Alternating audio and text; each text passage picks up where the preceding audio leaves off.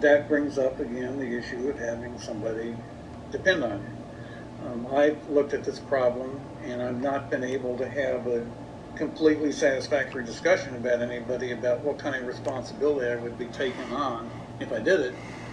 And so right now, for the time being, I'm not doing it, and I may be moving. I don't want to get into that here in this video, but I may be moving, and I'll have to look at this again after I move.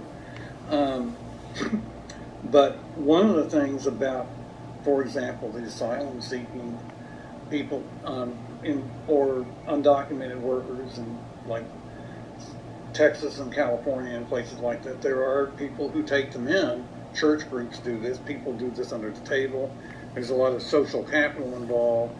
When somebody like me comes along and blogs about it and asks the legal questions and people start finding it, it's a good thing that the problem comes to the fore. The major media is not covering it very well. But all of a sudden it calls attention to the fact that maybe a lot of the stuff people are doing is illegal. Maybe some of it's dangerous, and then it kind of makes it harder to do. So I have a very interesting position, I think, in the world. I'm 74, but yeah, I could attract the wrong kind of attention.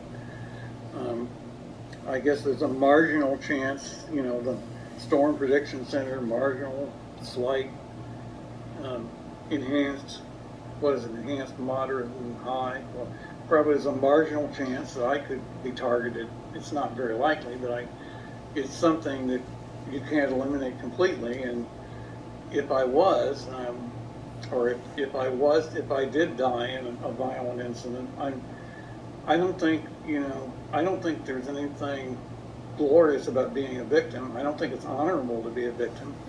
I don't believe in celebrating victimhood, or I don't think I would want you to have much of a funeral if that happened, because I think you have to get around to playing the victim card all the time. And you live in a dangerous world, you have to do your part. And sometimes you have to take chances, and sometimes you have to take care of other people, whether you want to or not.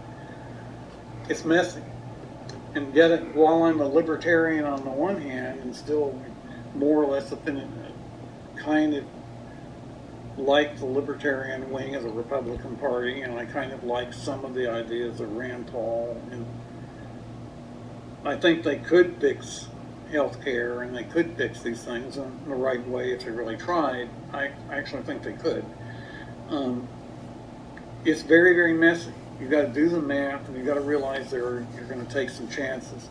I think the biggest value of what I do is getting people to face issues that could possibly threaten all of civilization. One of the biggest issues that the mainstream media doesn't talk about adequately is the safety of the power grid. There are various ways that many parts of the power grid could be taken out for a long time. Solar storms, coronal mass ejections, space weather, a high altitude nuclear blast, which North Korea might be capable of now, or James Woolsey says they're capable of it now, from a satellite. Certainly they may be capable of it with an ICBM in another year or two. There are things that can be done to make the power grid safer and less vulnerable to that, but they haven't been done. The press ought to be covering what you can do about it. I've tried to cover some of it in my blog, starting to.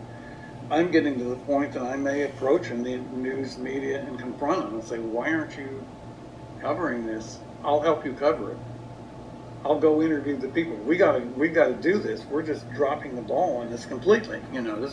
This is not a kooky problem that only the doomsday prepper community and the survivalist mom on Facebook worries about. And by the way, she's one of my Facebook friends. But I don't want to be bragging about sewing skills or finding a place to bug out or all this stuff that I see on Facebook from the prepper communities on their blogs. It's crazy, but it could happen if we don't take care of this. Of course, we've got other problems. I don't know what happens to the economy.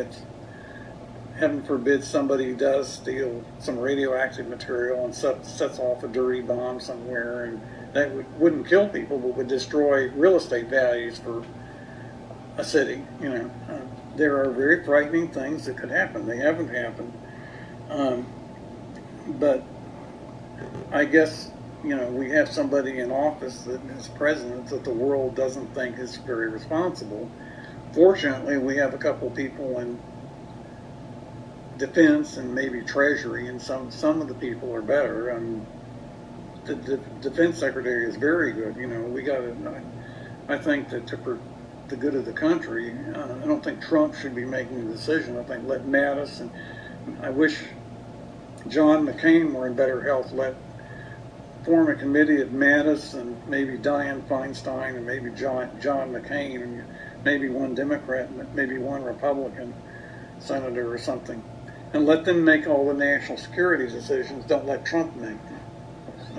Mattis knows what he's doing, and so do some of the better senators, and Lindsey Graham knows what he's doing, and obviously McCain does, and Dianne Feinstein, some of the other defense people know what they're doing.